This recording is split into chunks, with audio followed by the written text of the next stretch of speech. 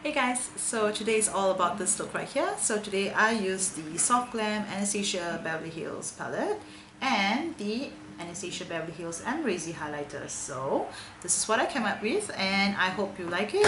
If you do, please stay tuned and watch my other videos.